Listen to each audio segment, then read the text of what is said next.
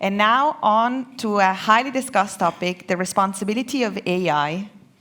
And who is better hosting a roundtable on this than our beloved Inês Liberato?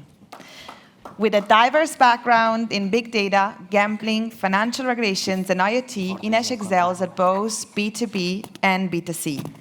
She's an entrepreneurial force, fostering collaboration with startups and scale-ups, and fueling her love for innovation and transformation.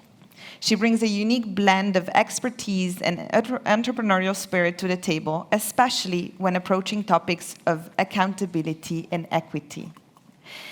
Please give her a big round of applause. Testing. Yes, you can hear me. So I brought on stage to talk about this topic 3 wonderful people to help me bring this topic to light. You already met Chiedza and João, if you can join me on stage. The third person, some of you have met already if you went to her workshop, is Elizabeth Immer. Elizabeth is the head of product acceleration and strategy at Frontiers Media, with a background in behavior science. Yes, you can sit wherever, it's fine. Thank you. And that's what influences her product leadership approach.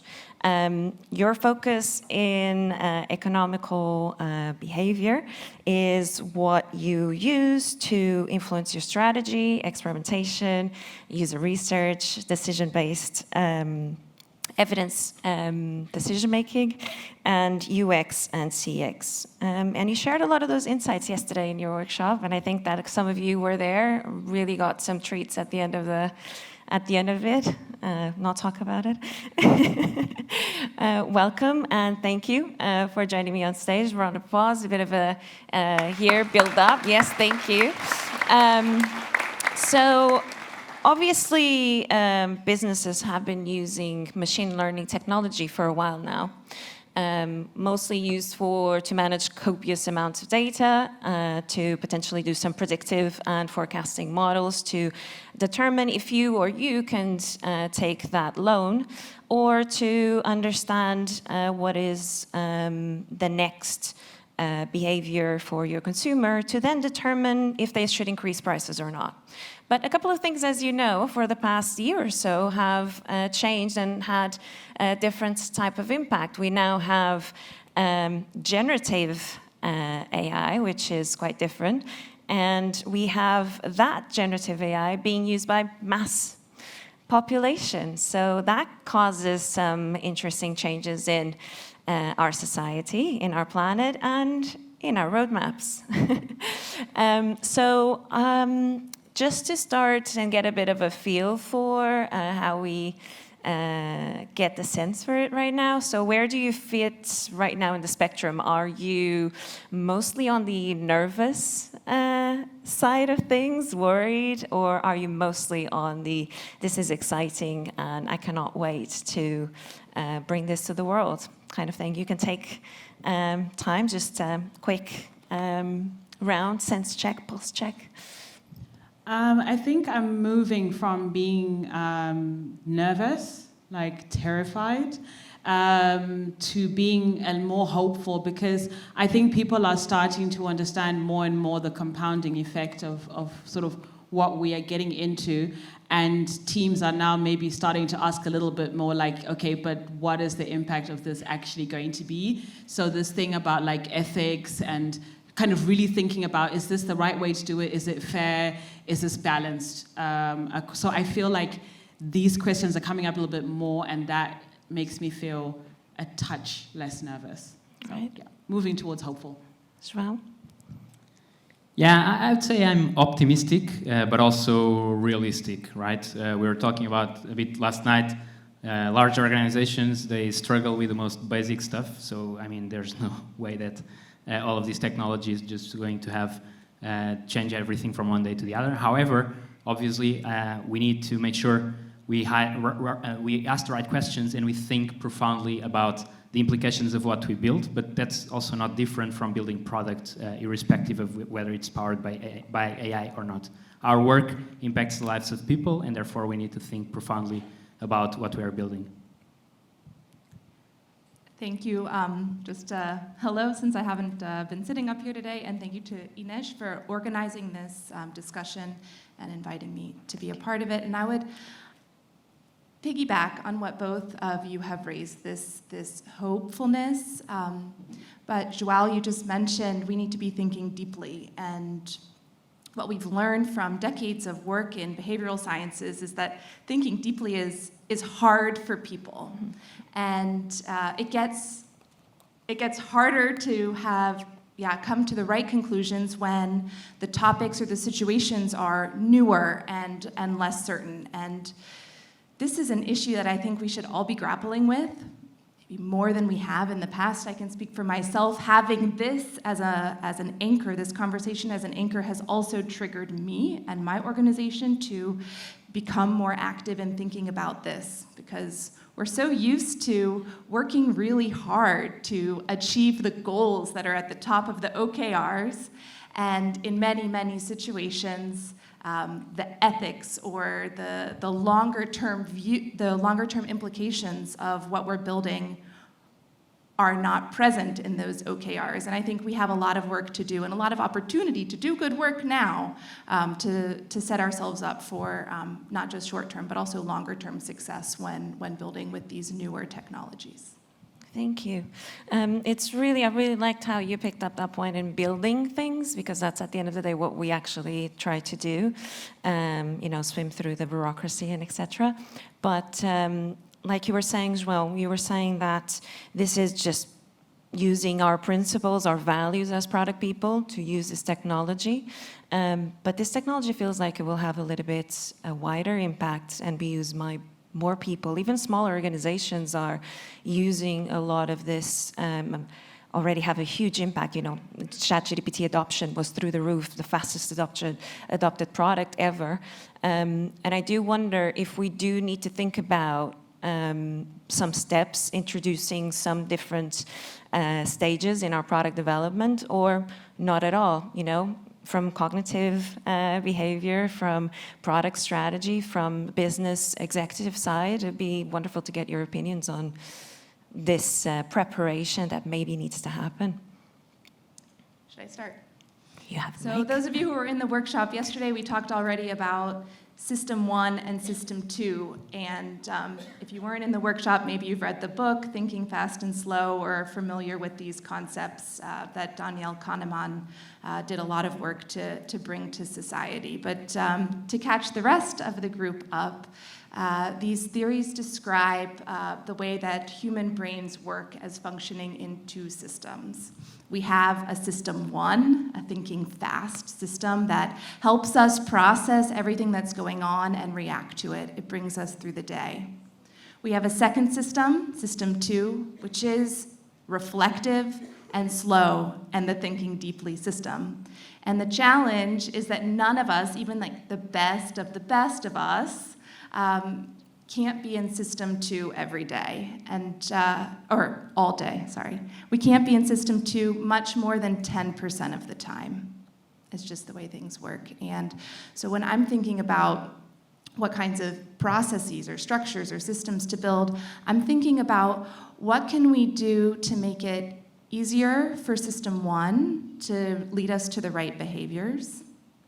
And also, how can we trigger System 2 to activate around these important topics? And this morning, I found myself at breakfast with a new friend who's a psychiatrist, and she's attending a conference today about ADHD. And she shared with me an interesting study that she was recently a part of, where they split the participants into two treatment groups. And one of the groups of participants was invited to scroll on their phones. And the other group was invited to participate in a mindfulness exercise. And after this treatment, the team observed the brain functioning. And what they observed is that there was a big difference in what the brain was up to in these two groups. Namely, the ones who had been scrolling were much worse at activating their System 2. They were much worse at slowing down. Those who had been calmer were much more able to do this. And gosh, when I think about my calendar and my team's calendars, I'm thinking, when could they possibly have capacity to be practicing mindfulness if they're in meetings all day, right? So in addition, I think it's important that we think about a whole array of mechanisms to set ourselves and our teams up for success, maybe starting by creating space, creating different guidelines. We can get into more details, but just that as a framework to start the conversation. Yeah, I think let's take an example of a recent event. Well, not that recent anymore, but in the crypto space, right? The collapse of Terra Luna. Completely different topic. It's not AI related. It's around Web3, crypto, etc. But it's essentially a $40 billion hole in the pockets of investors. And the problem here is that crypto, like the average Joe, is an investor, right? So we are not just talking about big hedge funds, etc. And here I think the problem with all of this is that sometimes we are just not onboarding our users properly in these new technologies. And we are not educating them, we are not guiding them through really understanding what are the implications of using particular products. And I think this is exactly what happened in the Terra Luna case. Well, this is just one example. There's plenty of them in crypto and outside. And by the way, I'm bullish on parts of crypto, to be clear. But yeah, with AI, I think it's the same. It's also around how do we make sure that folks who use this understand what they are getting into, what are the implications. And of course, this could be a bit worse for our, let's say, conversion rate and stuff like that. A bit of a less light onboarding process, etc. But at the end of the day, it's probably what's best for the user. And I think there's also a big difference between applications on the B2B space and on the B2C space. I think on the B2B side of things, normally things are a bit more contained. When we're talking about B2C applications that can scale to billions of people rapidly, well, we just need to do, I think, a much better job at onboarding them properly into this new type of product. I mean, I'm not gonna, I think they've said sort of the main points, but I remember early in my career as a product person, you had to do time in the technical writing team, which was really painful. So having to write all these guides.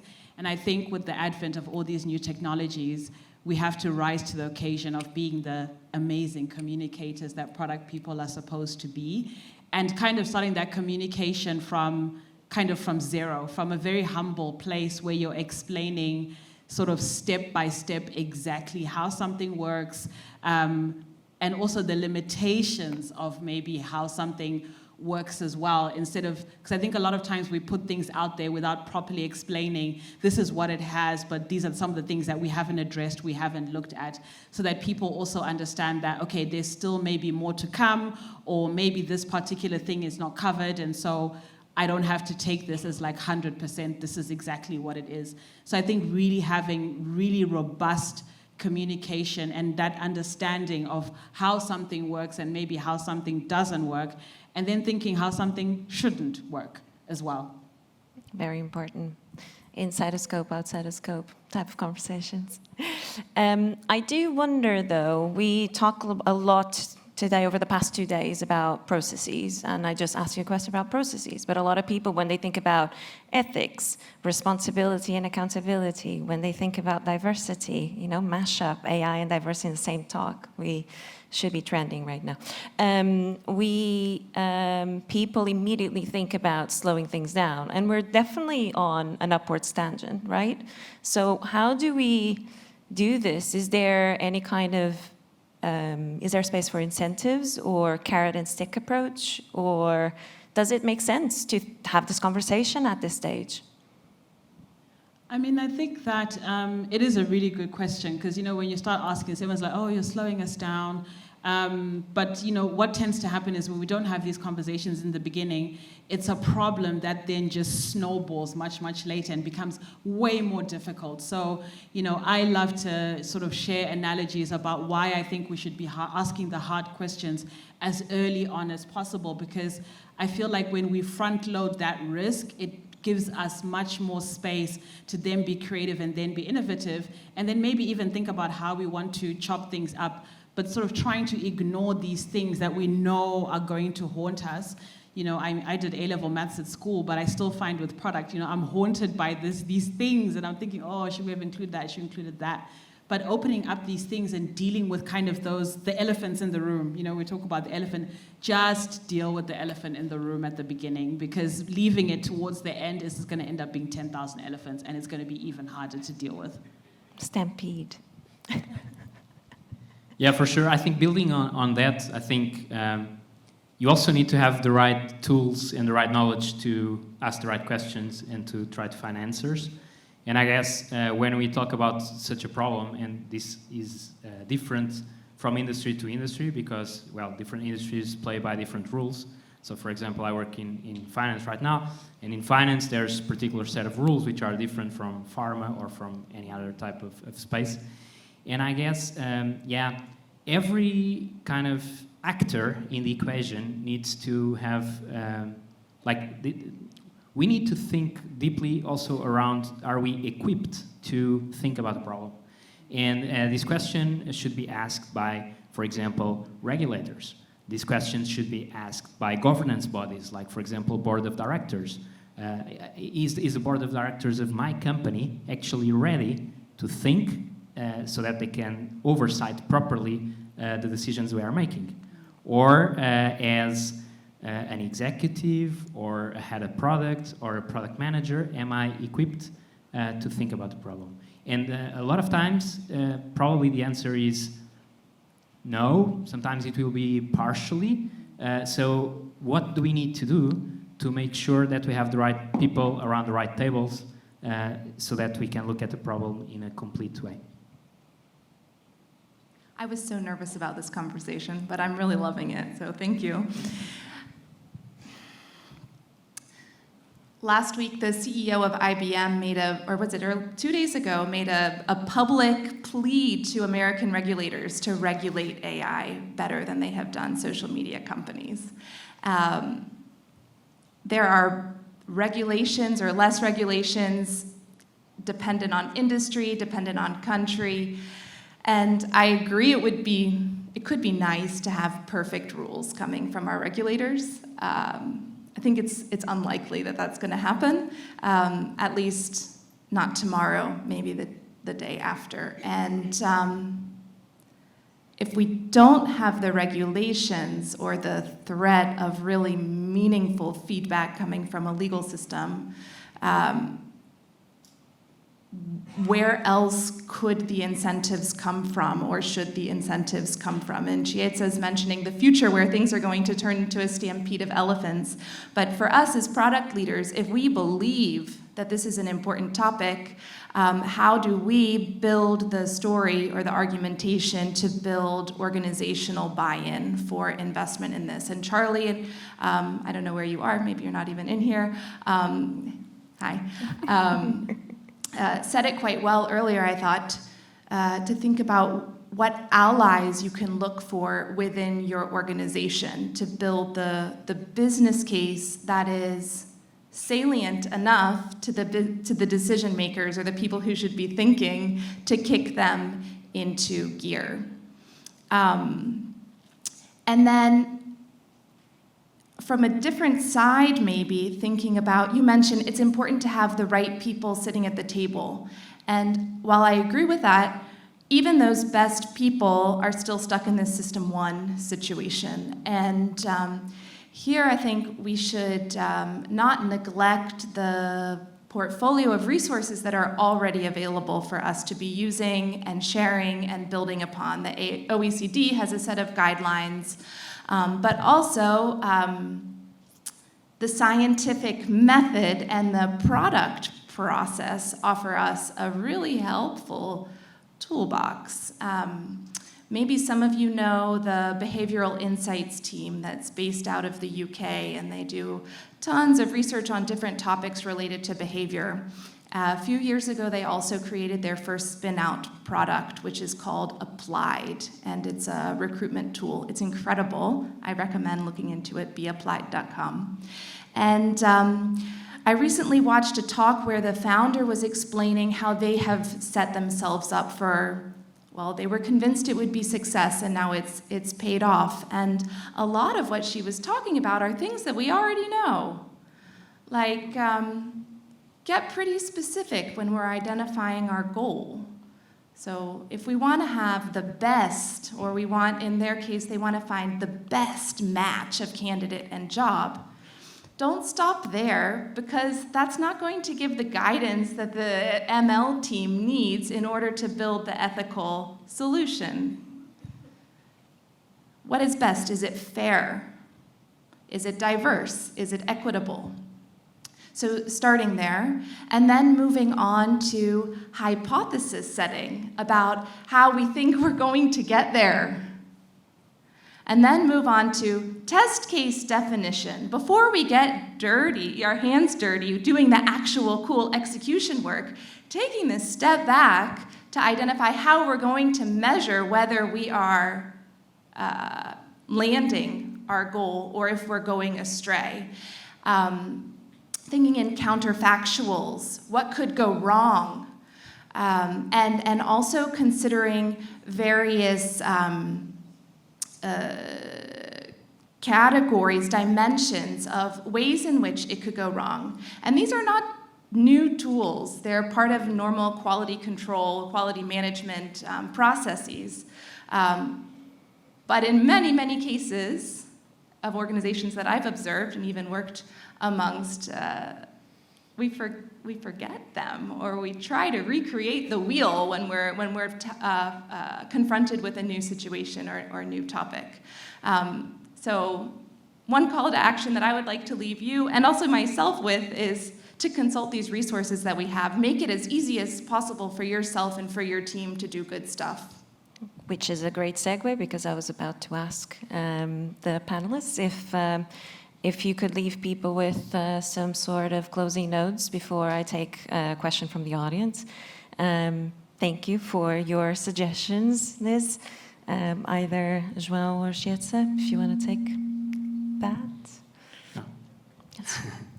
Yeah, so I think this has been a really insightful discussion.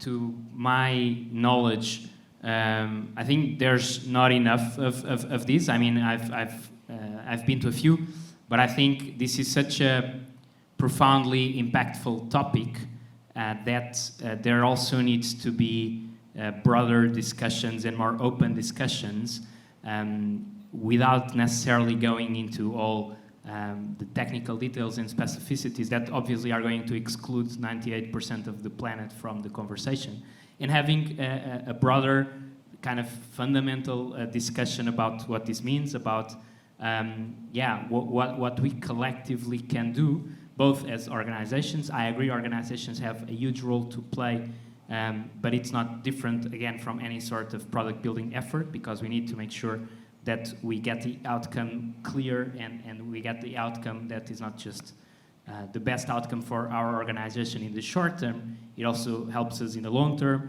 and it also helps the overall ecosystem in the long term, because if we don't do that, then things we are aiming for are not sustainable. Just one last point as well around, I think, the analogies between this and Web3, crypto, and other kind of bubbles, because at the end of the day, this is what it is. Like, there's a lot of buzz going around and a lot of things which are not necessarily real kind of bubbling up, and a lot of hype. I think this is really, and going back to Daniel Kahneman, this is the bread and butter of System 1, right? Because the more noise there is about a topic, the more everyone feels excited and we need to be doing something about it and not thinking about it. And obviously, I think organizations, if they've, like, it's very easy to feel the fear of missing out, of we are not doing it, or we are not implementing it, or we need to run faster because we look to the neighbor or we look to that other company, etc., and they're making so much progress.